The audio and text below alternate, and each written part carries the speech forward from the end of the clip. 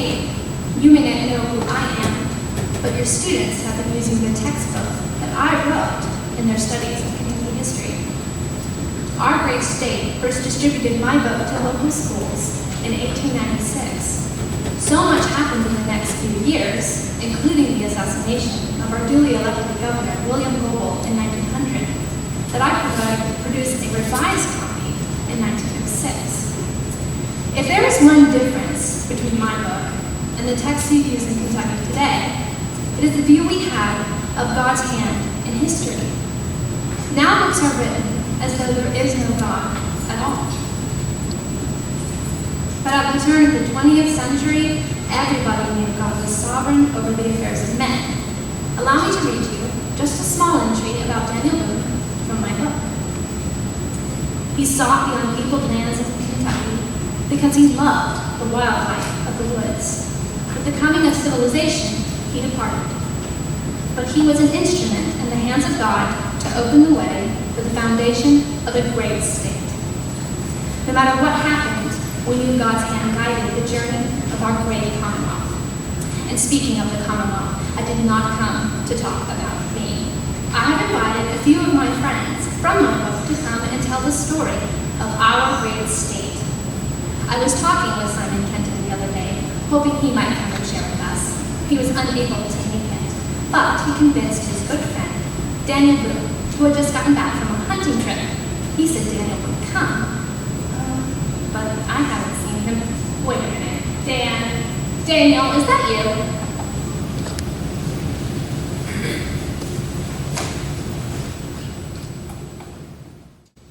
Hi, I'm Daniel Boone. Most people think that I wore a coonskin cap, but I never wore one of these scratchy things.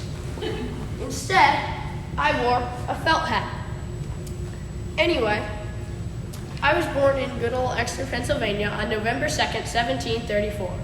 That was where we lived on the edge of the Pennsylvania woods, me and my family.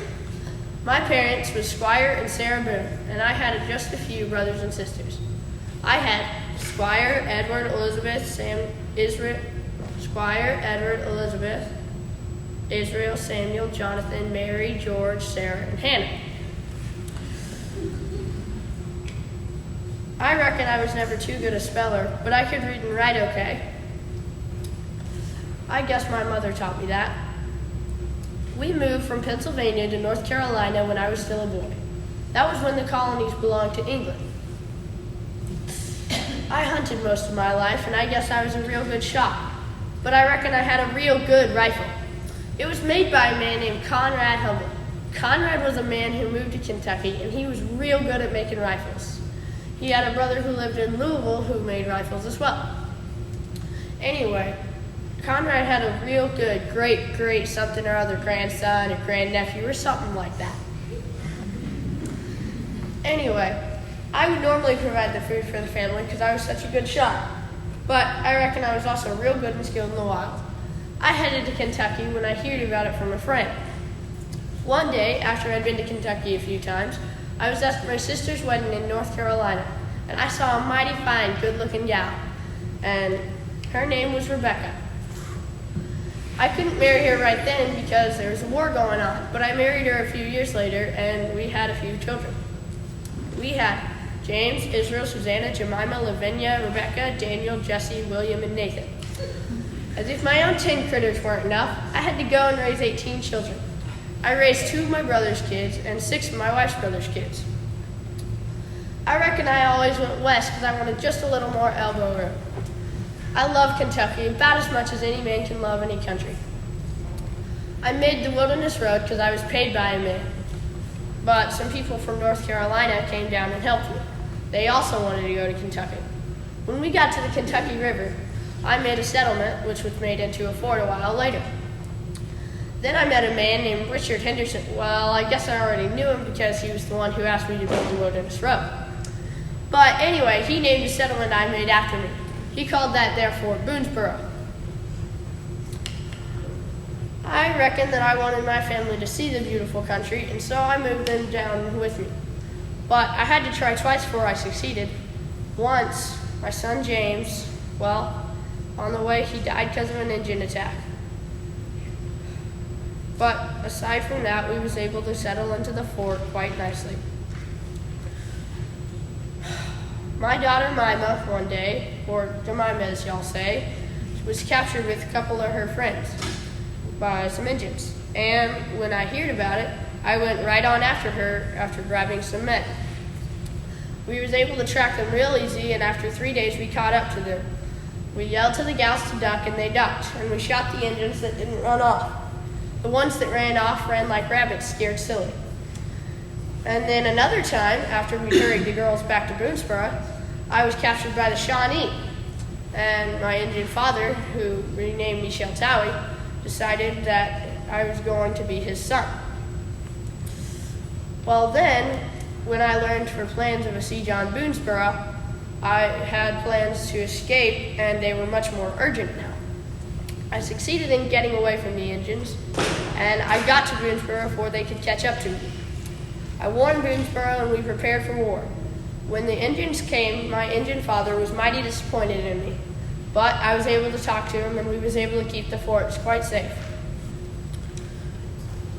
During the Revolutionary War, Boonesboro was constantly under attack from Indians, and in 1778, Boonesboro was abandoned because of a Shawnee attack.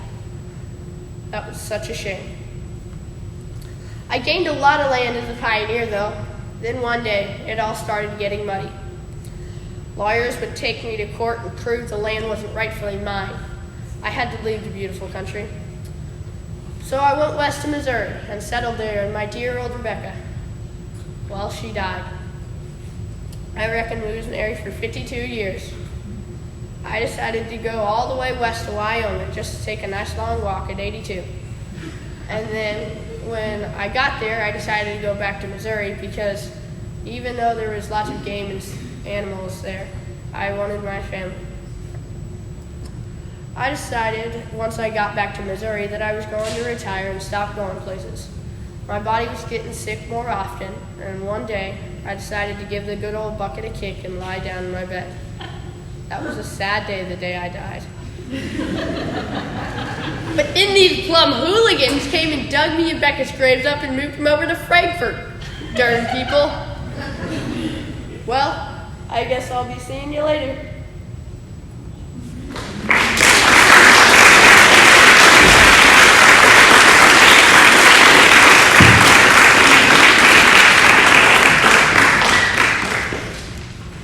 That's Daniel. You can't always count on him being around, but you can always count on a good story when he is. Mr. Boone was part of that courageous group we call Longmorters. Ben Logan, Simon Kenton, and others were key figures in founding our Commonwealth while the Revolutionary War raged in the East. Kentucky finally got all settled up, and we were granted statehood on June 1st, 1792.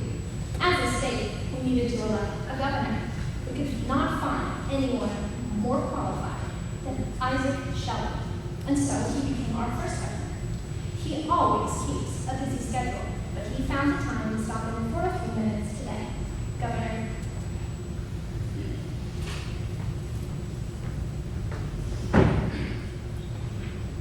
Hi, I'm Isaac Shelley, first and favorite governor of Kentucky. Even though I was not born in Kentucky, I love this land and made it home. I was born on December 11, 1750, in Washington County, Maryland. I served our country in the Revolutionary War and the War of 1812, where I led my men to victory in the May House. I first learned of Kentucky in 1773, when my good friend, Danny Boone, would come by and tell stories at a fort in Virginia.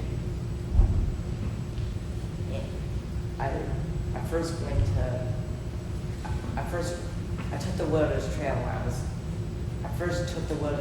was 25. I started out at Fort Boonesboro with the Army, but quickly left to survey the wilderness and claim my own part of that beautiful land. I followed the buffalo and showed me the place I would eventually call home. As I looked around those long hills, I thought it was the most beautiful place in land I've ever seen. In 1783, I married my wife, Susanna Hart. We built our home on the land we called Traveler's Rest. I designed our home, which was one of the first stone houses in Kentucky. No main wing was 2-story high with single-story rooms that stand from either end. One contained the master bedroom and the other kitchen. Me and my wife, we had 11 children together. 6 boys and 5 girls. 2 of my girls married some famous Kentucky men you might know.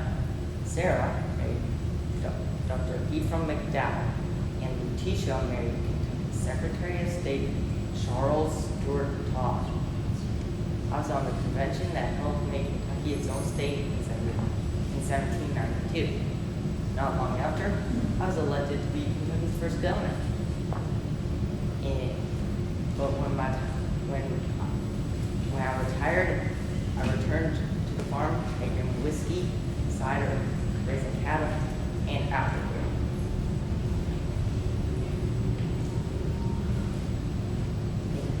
Our home was always open to friends and soldiers that would pass through our part of Kentucky. For 16 years, we prospered the sale of horses and mules to southern contractors. When the election of 1812 came around, I had no plans to run again for governor. But America went to war just before the election due to the demand of the public. I became the 5th governor of Kentucky.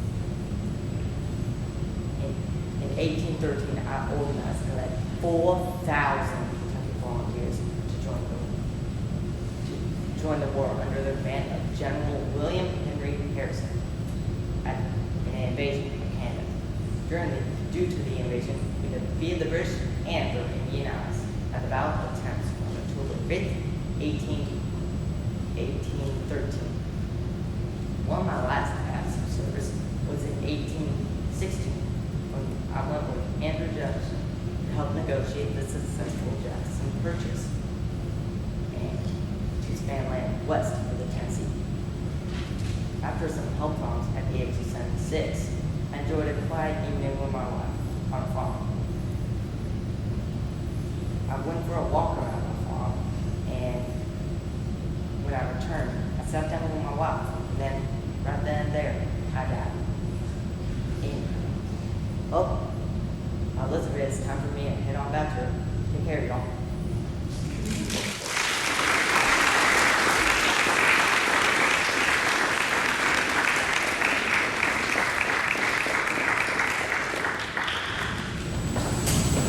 Not long after our founding, a young man by the name of Henry Clay migrated from Virginia and set up his law practice over in Lexington. You can still visit his old office in Lexington at 176 North Mill Street. He was one of Kentucky's greatest contributions to the government of the United States, serving as Secretary of State, Representative, and Senator. He travels frequently, but his charming wife, Lucretia, hopped over to tell us a bit about life with Henry.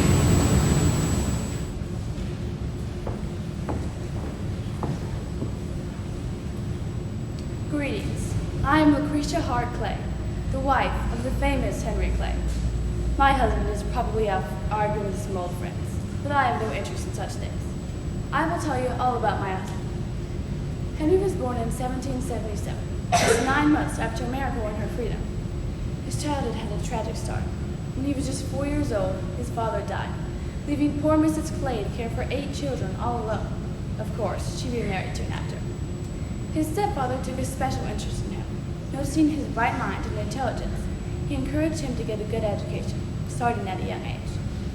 When Henry was 14, his family moved to Kentucky, leaving him behind to study for a career in law. While he studied law, he got a job working at a store and managed to continue educating himself from the books in his employer's personal library. Eventually, he moved on and got a job working with an attorney. The attorney helped my husband prepare for the bar. Henry passed his exam and received his license in 1797. He moved to Kentucky to practice law and found that he was very effective in the courtroom. He quickly became known as one of the best lawyers in the area. His specialty was land disputes. He was also a very skilled criminal attorney. We met in 1799 and were married soon after. At this time, Henry's law practice was steadily growing, and we were moving into the town's inner circle. But law was not his only pursuit. Henry won his first election to the Kentucky legislature with almost no campaigning. After the session ended, he was voted to fill the last few months of a resigning senator. He served there and upon returning was elected Speaker of the House of Representatives. My husband made several major changes to give the Speaker more power and responsibility. Henry and several newly elected men became known as the Warhawks. They were a passionate group of young men, and Henry was said to be one of the most outspoken. Soon, tension started to rise between us and the British. Those brutes were boarding American ships and claiming sailors who were previously citizens of England. This was making Americans furious, as it rightly should. The Warhawks tried to prevent a war from breaking out, but they failed. The War of 1812 broke out when my husband won his third congressional election. He resigned soon after at the president's request, who sent him to Belgium to sign a peace treaty with the British. When he returned in 1815, he was re-elected to the House of Representatives and nominated to run for president. My husband finished fourth and gave his votes to John Adams, who won the election. President Adams appointed my husband as Secretary of State, and Henry moved our family to Washington. Many people accused my husband and President Adams of secretly meeting before the election and agreeing to elect the other if he himself won. But I have never believed such lies, and I never will. Henry's much too loyal to do a thing like that. After we moved, two of our daughters became ill and passed away. We were all sorely grieved, but Henry was especially distraught.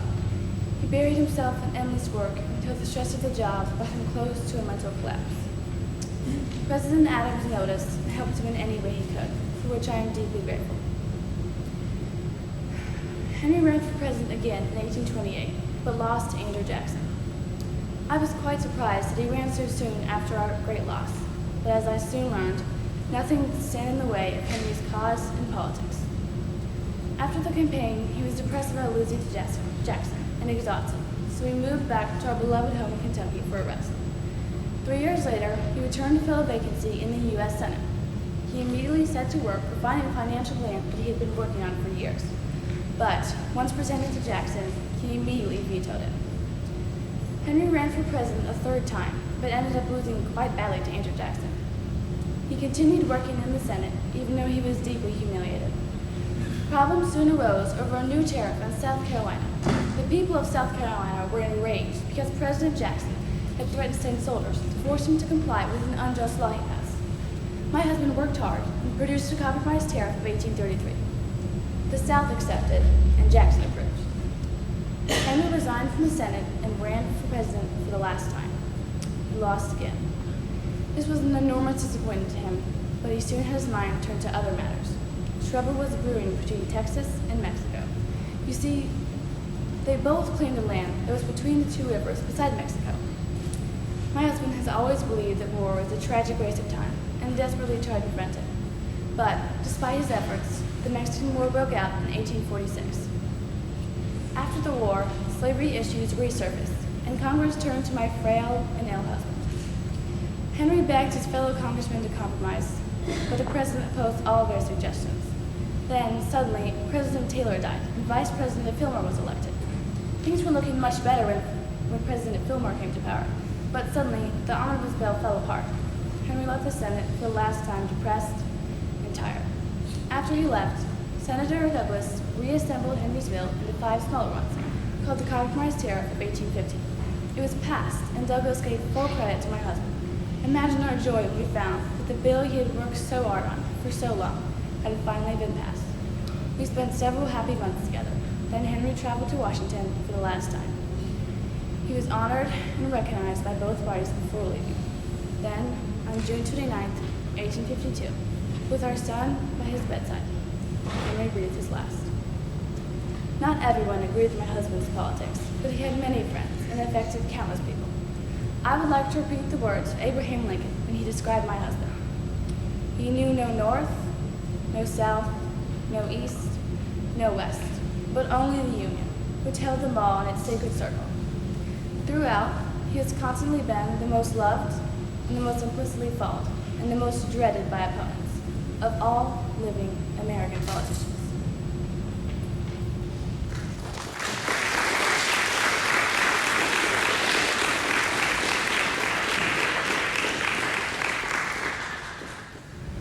As you heard, Mr. Henry Clay was known as the Great Pacifier or Compromiser. He held off the fracture of these United States known as the Civil War. That dreadful conflict broke out a dozen years after Henry passed. It is the most horrible period in our long history. Of course, Kentucky was at the center of the conflict. President Abraham Lincoln said, "To lose Kentucky is to lose the war." Old Abe conscripted almost 100,000 men to fight for the Union. And in response, naturally, over 40,000 up and volunteered for the South. It was horrible. I have asked two notable Lexingtonians to come and share their experience during those 6 fateful years. Our first guest originally came from Tennessee, but she married one of Lexington's finest boys. Her maiden name was Martha Redding, but our friends call her Maddie. Are you ready, Maddie, dear?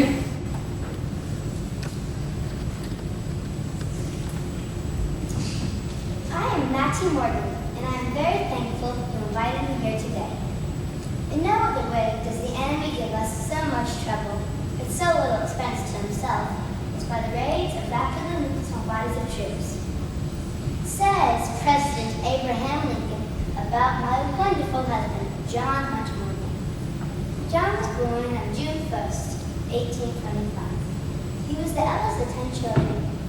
He went to Transylvania University in 1842 and was quite the troublemaker during his time there.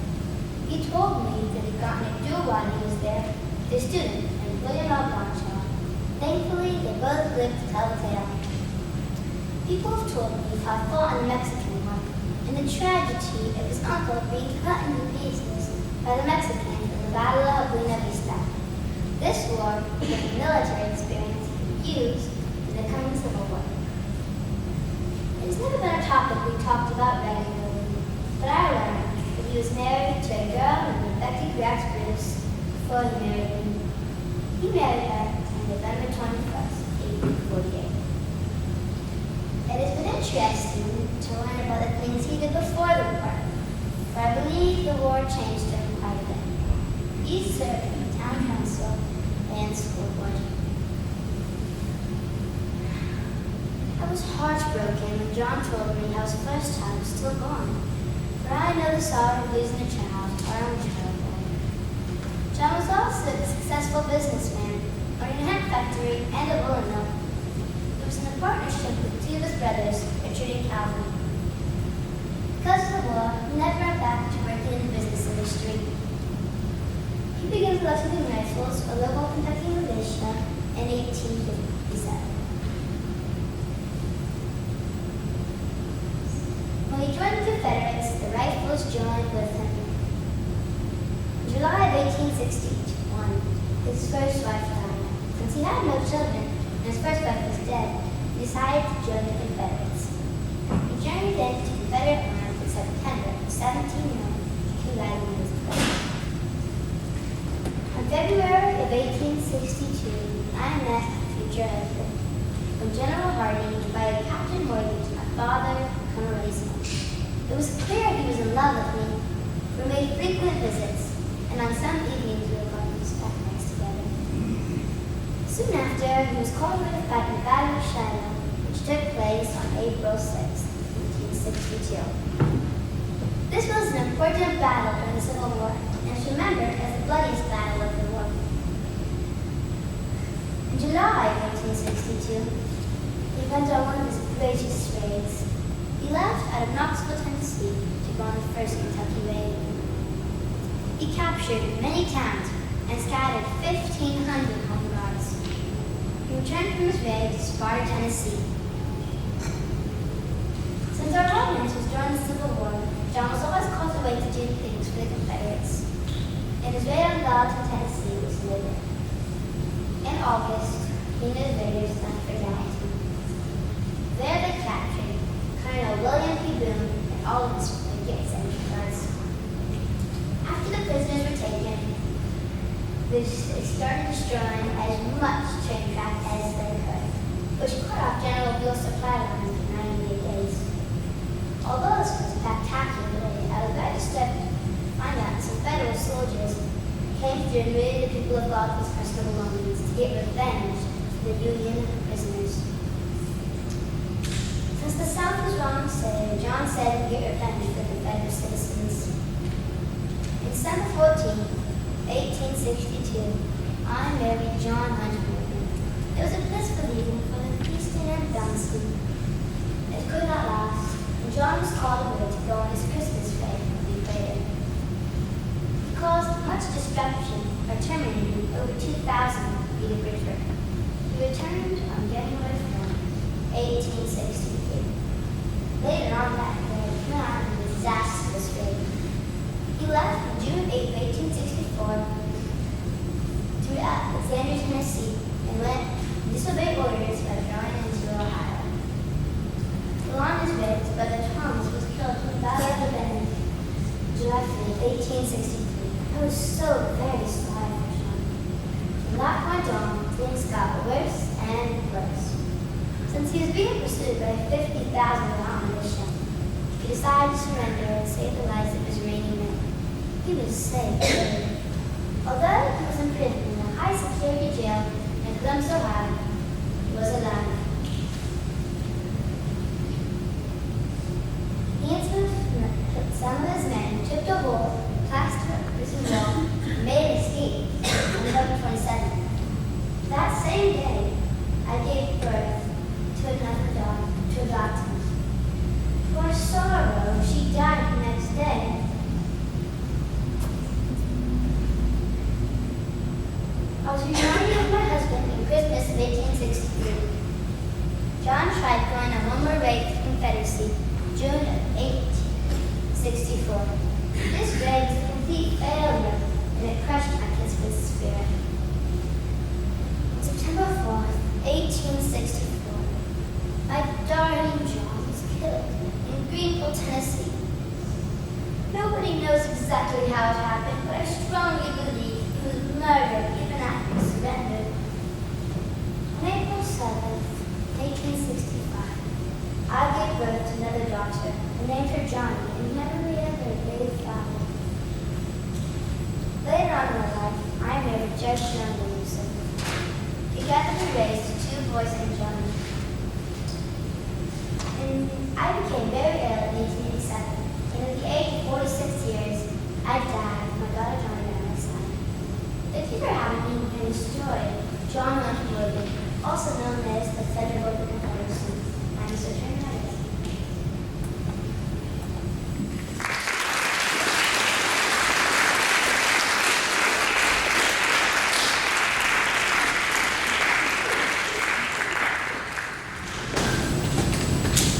Thank you, Randy.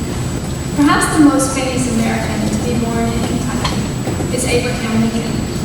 Indeed, he may be one of the most famous Americans born anywhere. He left Kentucky early, but he met one of Lexington's blue bloods, Mary Todd, in Springfield, Illinois. Like many of the politicians of that period, Abe is far too busy. So, in spite of her failing health, Mary agreed to visit and to tell us about herself and about her wonderful husband.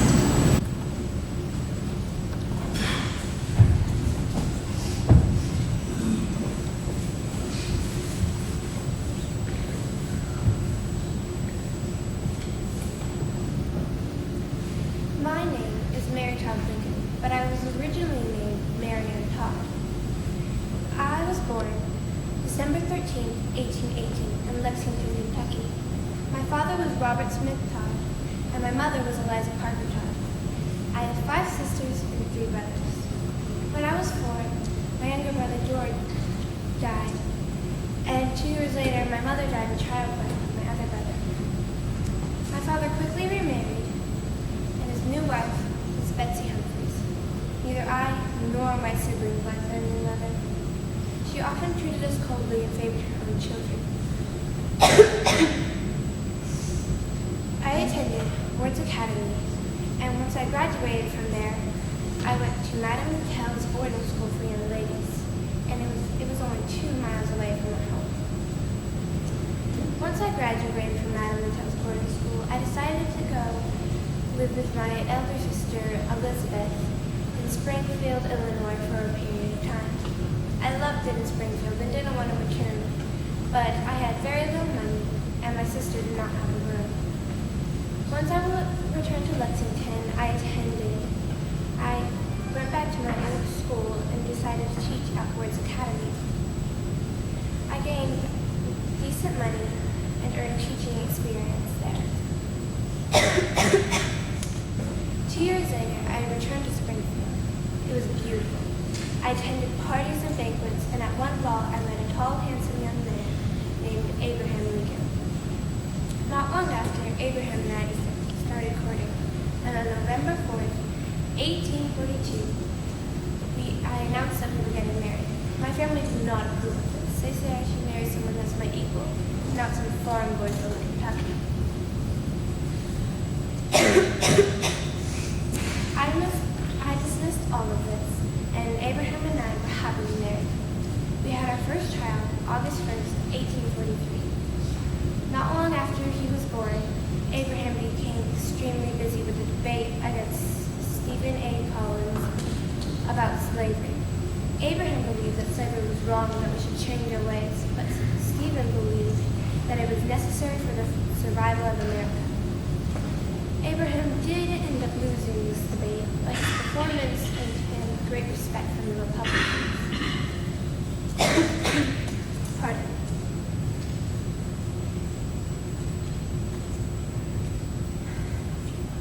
A few months later, we had our second son named Edward Baker, but we called him Eddie.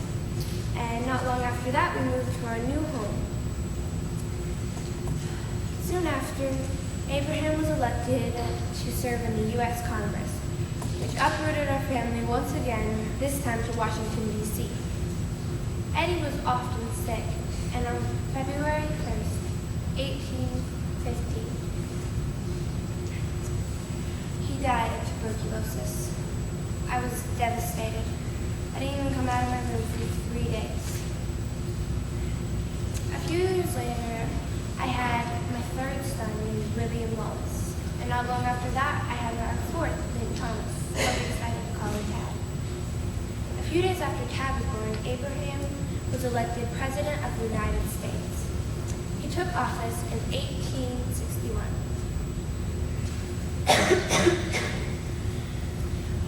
At the beginning of his run, Abraham, the southern and the northern states were debating about slavery.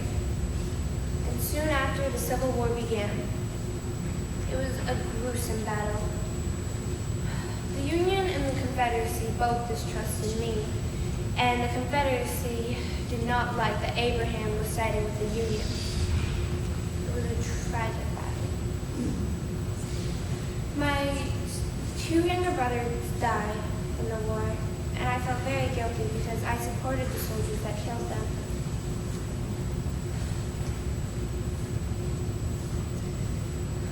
Later, when the war finally ended, Abraham was re-elected, and we hoped that our country would remain peaceful. And this peacefulness did last, but sadly, tragedy struck. While Abraham and I were enjoying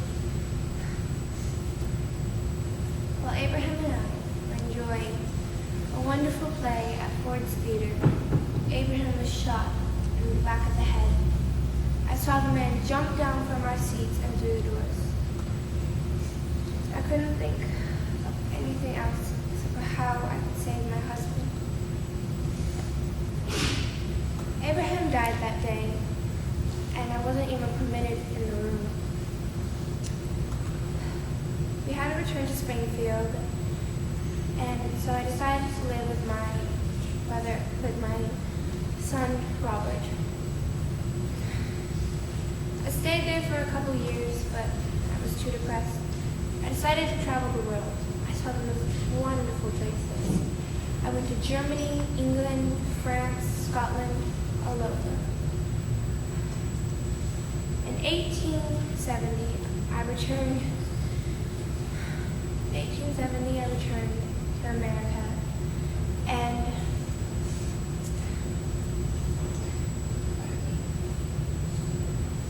only to discover that my son Tad had died of tuberculosis while I was away. I was devastated about this. After his death, I suffered from severe headaches and shakiness, and I I got to the point where I was almost always in pain. My son and Robert put me in a mental hospital, claiming that these problems I was having were due to insanity. I was livid. How could a son treat his mother that way? After I was released, I cut off all ties from my family. They were all plotting against me.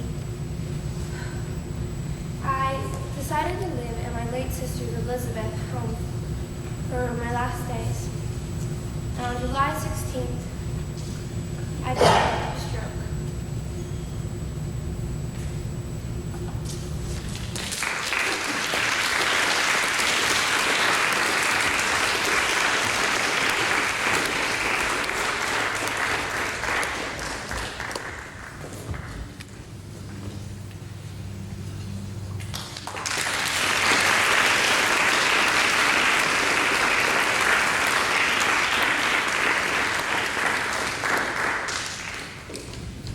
We, the people of the Commonwealth of Kentucky, grateful to Almighty God for the civil, political, and religious liberties we enjoy and invoking the continuance of these blessings, do ordain and establish this Constitution. I am going to recite the first two stanzas of Kentucky is My Land. Kentucky is my land. It is a place beneath the wind and sun, in the very heart of America. It is bounded on east, north, and west by rivers, and the south by mountains. Only one boundary line is not a natural one. It is a portion of the southern boundary. It runs westward from the mountains, across the Delta lowlands to the Mississippi. Within these natural boundaries is Kentucky, shaped like a moorboard on a hillside turning black. Kentucky is neither southern, northern, eastern, nor western. It is the core of America. If these United States could be called a body, Kentucky can be called its heart.